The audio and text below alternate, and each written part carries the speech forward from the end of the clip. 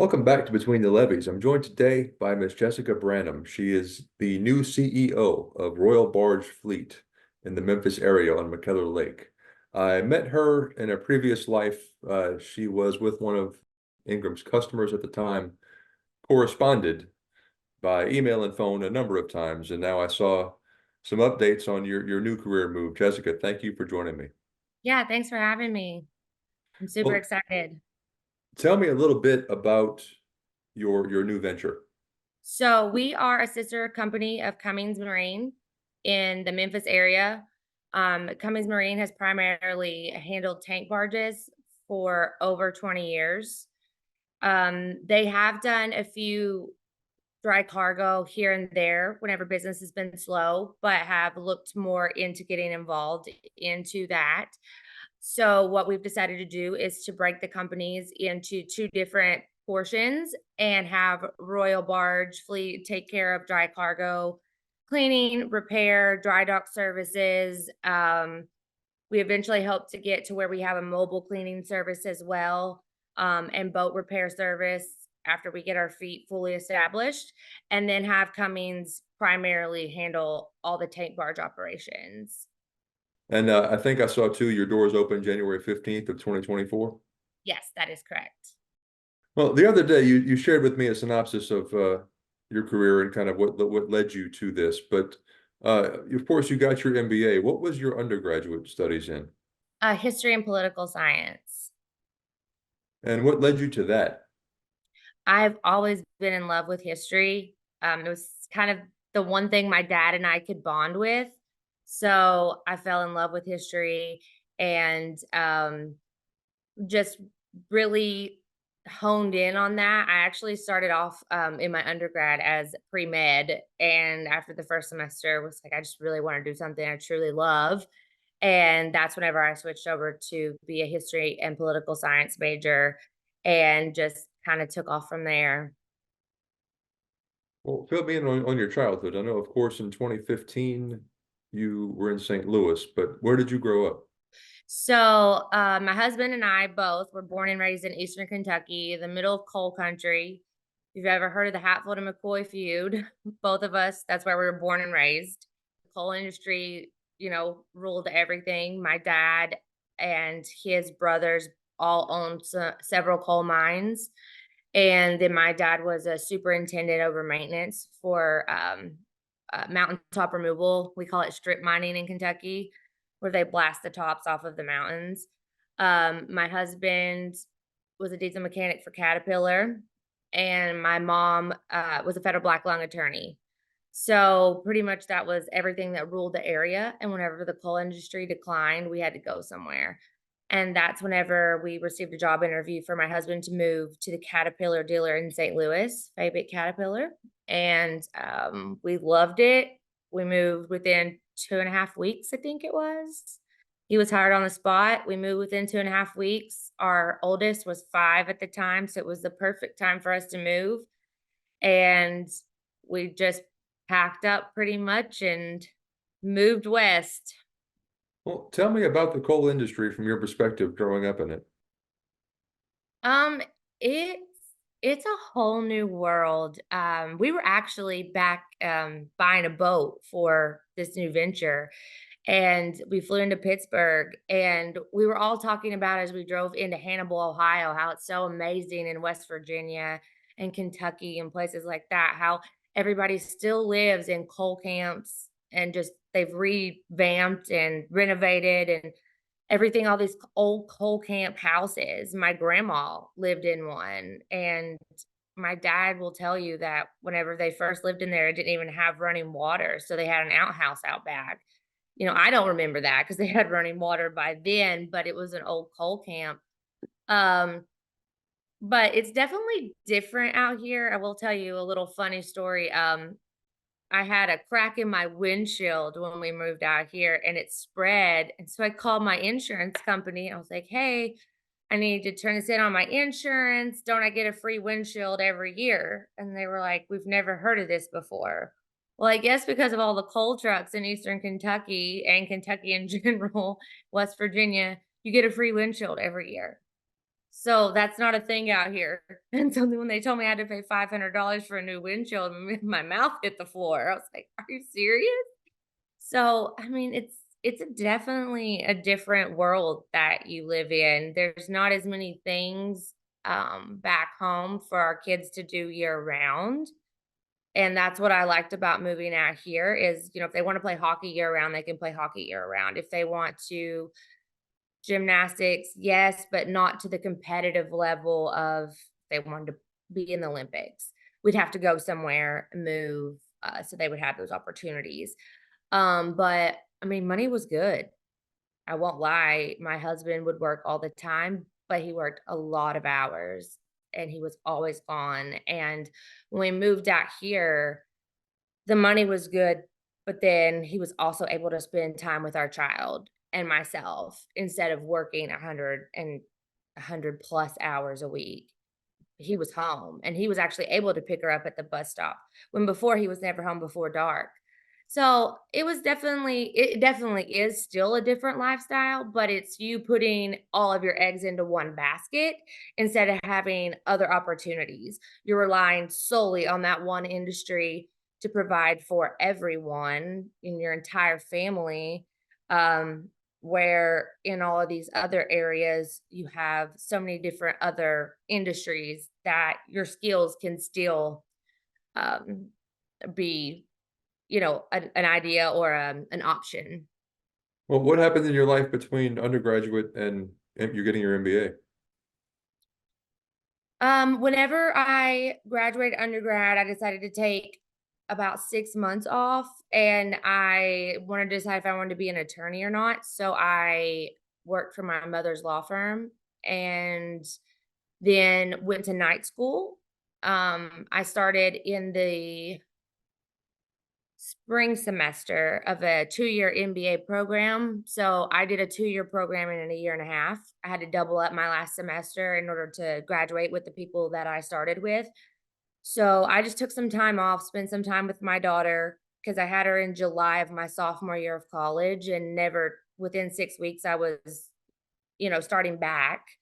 And I never really took time off except for the summer to spend time with her. So I took 6 months off just to kind of see her grow and not be in school all the time. And then that's whenever I decided I needed to take the next step. So started the MBA. And had you been introduced to the barge industry just growing up in the coal business or not? No. Well, no, we only moved, coal by train or truck where I'm from. Now, when we Ashland, Kentucky, Catlettsburg, that area on the Ohio is not far from where we're from, but we you didn't really notice it. I mean, you saw it, but it didn't, like, trigger in your brain the way it does to me now that I'm like, "Oh, look, what are they hauling?" Or, "That's a hopper barge, that's an open top, that's a tank barge." Before, it was just like, "Oh, there's a boat doing something." It didn't mesmerize me or, I guess, draw my attention the way that it does now. Yeah, I grew up right outside New Orleans, and I can tell you the very same thing. It was just stuff happening on the other side of the levee. But Yeah. so you finish your MBA and make your way into the professional field. Were you directly into the barge industry? No, we moved to St. Louis. I took about another 6 months off, got everybody situated. Our daughter started kindergarten, so we were trying to get her involved in activities such as Girl Scouts and things like that. We didn't know anyone. We don't have any family here. All of our family still lives back in Kentucky. So I needed to take time with her and my husband as well in order to figure out what we needed to do, run the errands that needed to be run in order to get everybody situated. And then I worked for a law firm for just a little bit and realized again I did not want to be in that field at all. So I started applying for jobs and this job popped up on my Indeed and it was for an admin assistant at Heartland Barge. And they called me, and it just wasn't the money that I wanted, so at first I kind of was just like, "Don't really know that this is for me." And then so we really didn't take it any further. And then about I think like a month or 2 later, they called me again. And I was like, well, if they're gonna be persistent, I'm at least gonna go for an interview. So I went and had an interview at Heartland Barge in Columbia, Illinois, and interviewed with Doug Halbert, who's retired now, and Tim Delaney, who's also retired, and Brian Mueller. And they actually ended up hiring me. And I just took a chance. I had no idea what a barge was. I had no idea that the boat pushed the barge instead of pulled the barge. Because when I think of towing, I'm thinking of pulling something. I mean, we tow our camper.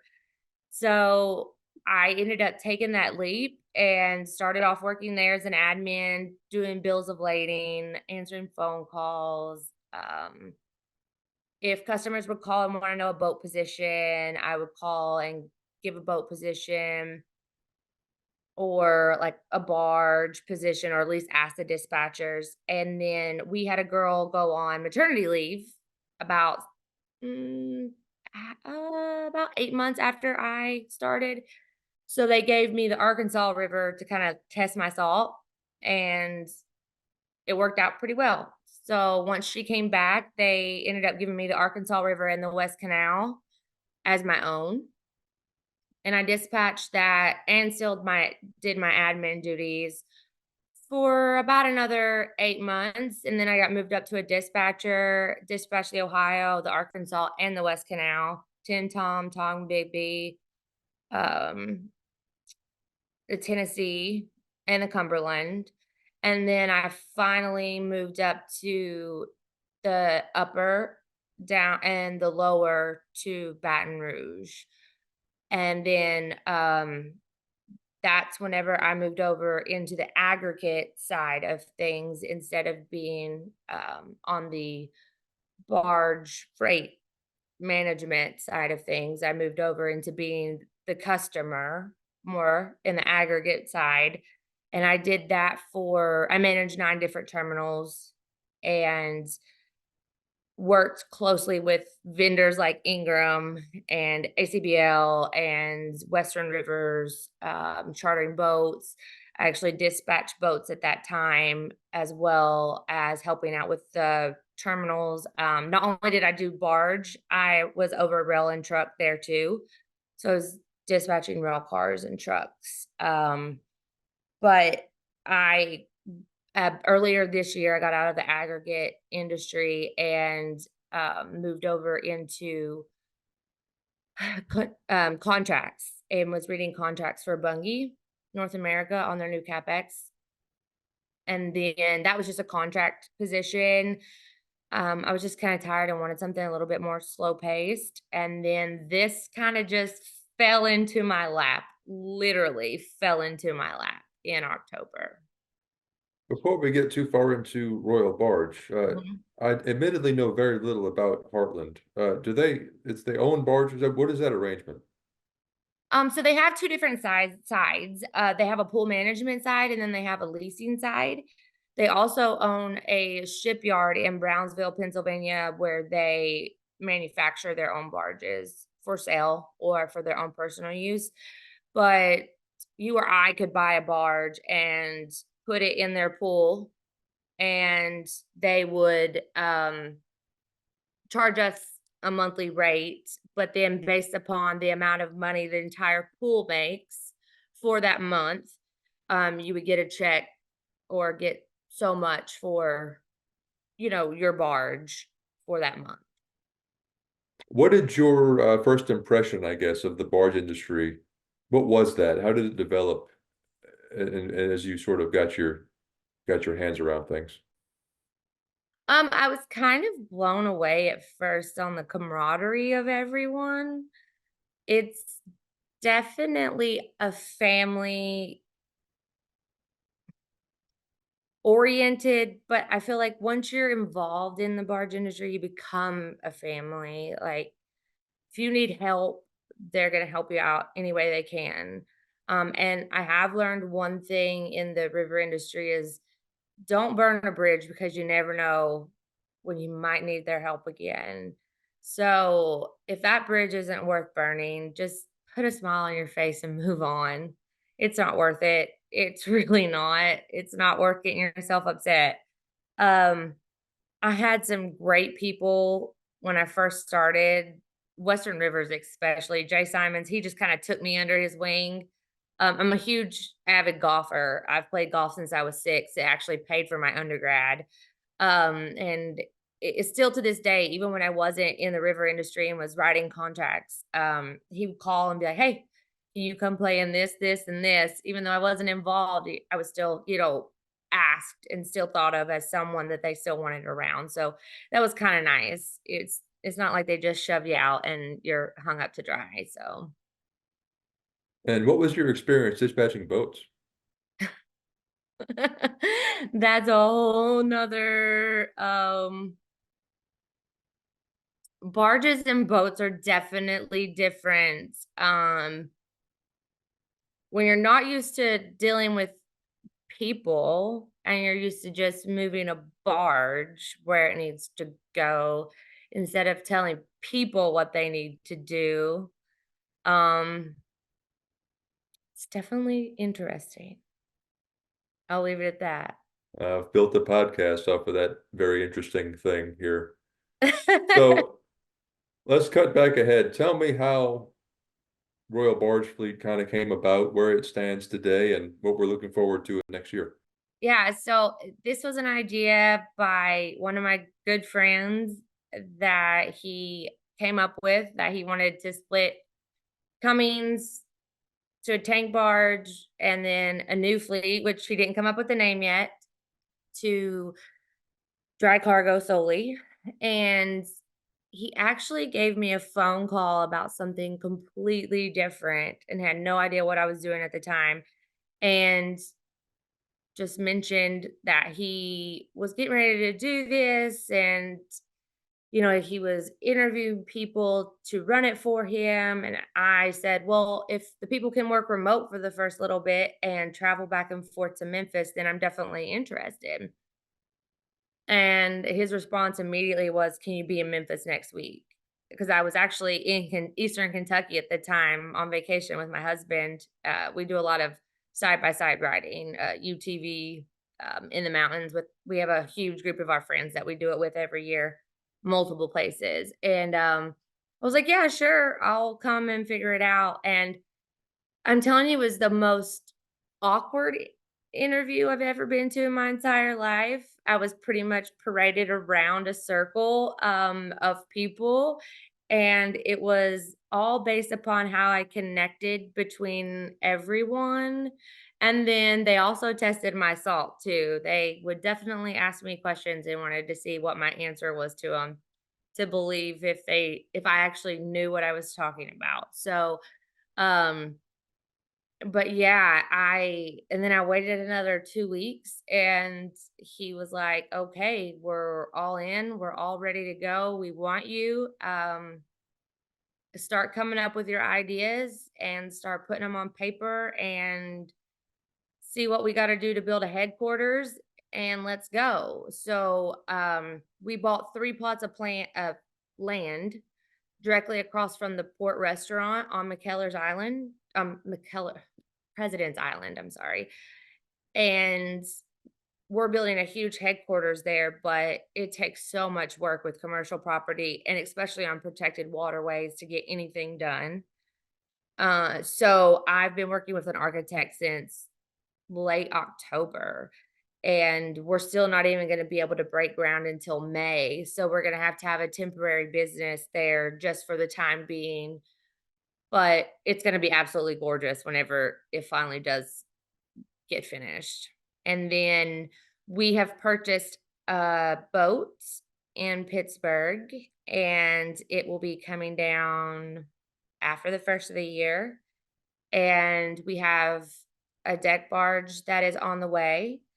Until those arrive, we will be using Cummings Marine facility. So Cummings Marine will be on one side and we'll be on the other side starting January the 15th. And they'll be bringing tank barges to their side and we'll be bringing dry cargo to our side. The dry dock is down there as well, so we can do underside repair.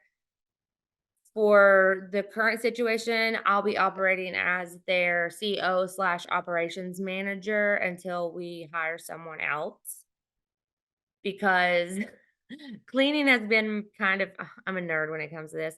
Cleaning dry cargo has been a side hobby for me for about the last 2 years. I've been trying my best to figure out how to effectively, efficiently, and cheaply clean barges in the North the way you all do in the South, because it's a whole different ballgame. And I want to make Memphis that area. And I have traveled from St. Paul to Convent, where they clean 3 cement barges a day, Capital. Those places, I have some great mentors at those areas that I'm still directly in touch with that tell me what I need, what I'm doing right, what I'm doing wrong, that would come up and, look at my setup and be like, shake their head, but they know I'm a straight shooter and they know that I'm going to tell them what I think about it too. So that's just been kind of my side hobby, and I hope that we get there very soon. Well, what prompted your interest in barge cleaning?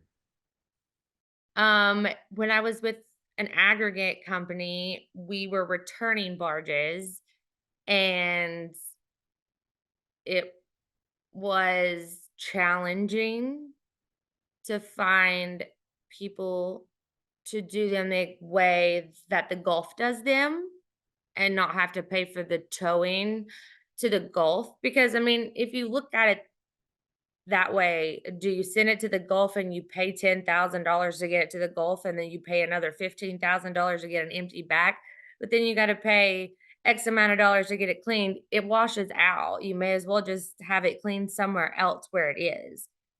So I started to really think about, okay, well, what can we do here? And my husband too. He was like, we're missing out on an opportunity, babe.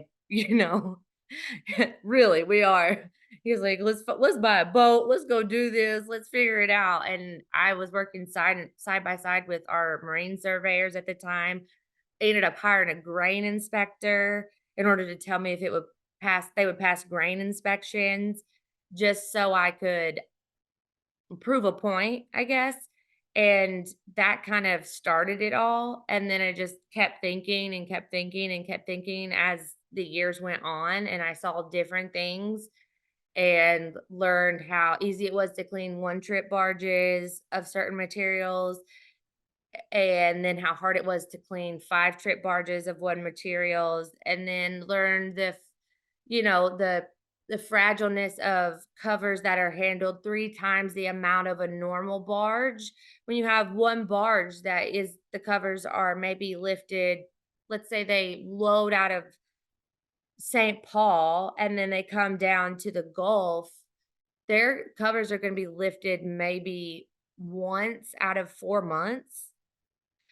And if you have barges that do a really short circle constantly, that they can rotate, let's say, in 2 weeks' time, their covers are being lifted and handled 3 times the amount of a normal barge. So they're so much more fragile and they're breaking and they're having cracks and everything. So you have to be very on top of your preventative maintenance whenever it comes to those things, which leaves room for fiberglass repair, which leaves room for welding, which leaves room for all this other repairs that you need in certain areas that they don't have the time or the capability yet, let's say. Well, what is the intended barge capacity at your fleet in the short term and maybe longer plans? Well, of course, everybody knows Memphis has been struck with the low river water issues lately. Um, Luckily, our fleet hasn't been super impacted. They have been impacted. I don't want to down that at all, but they will be able to still fit a good amount of barges and tank barges. We're looking upwards of 80 to 100 barges in our fleet, but we're open to take barges that are in other fleets as well for repairs and wash and then return them back to different fleets that aren't our own. And you're looking to be, as you said, a full service cleaning and repair right there on McKellar Lake? Yes. Full service. Well, this is going to publish February 3rd, about 3 weeks into your being operational. Um, Hoping we can reconvene maybe with your business partners and just chat about how things are going. But is there anything else you'd like to share before we wrap this up? Yeah, I hope we can definitely reconvene, talk about how business is going. I asked everyone reach out, Royal Barge Fleet Ops at gmail.com. And we're more than happy to quote you jobs. Like you said, we're open January the 15th, ready to go. We can fiberglass, clean, sweep, hydroblast, and weld. We will quote by job starting out and move on from there. We are looking to make long-term relationships with customers, so we're open to that. But we just definitely want to make our name known and show that we're here for the long run and that we can do our job and do it effectively, efficiently, and cost effectively as well for everyone. Well, again, you can reach out to Jessica or Brianna at royalbargefleetops@gmail.com to service any needs you may have in the Memphis area. Thanks Thank you. very much, Jessica. We'll talk Thank soon. you. This has been a production of Where You At Studios, LLC.